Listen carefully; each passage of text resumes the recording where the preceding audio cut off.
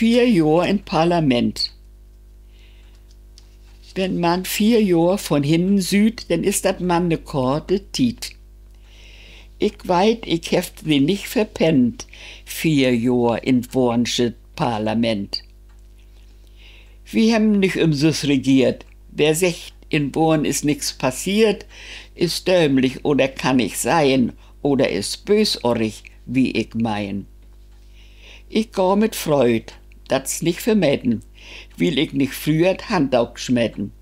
Und ganz viel Frust ist auch dabei, über die fehle Bürokratie. Denn gaut Ideen und nicht Gedanken, wies mancher Zettel schon in Schranken. Für Frugens und Kinder an viel würd, ist in 4 Jahren nicht noch passiert. In Kampf, im Pösschen und im Posten scheuen die Politiker kein Kosten.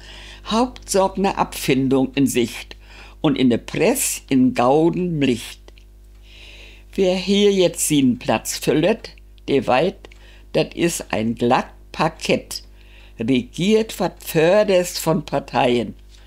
Ich hef mi bloß als Bürger sein. Wer hier den Liegenplatz innimmt und nicht vergett, woher er kommt, kann für den Bürger viel bewegen und ist de anderen überlegen. Den Liegen wünscht ne gaude Hand.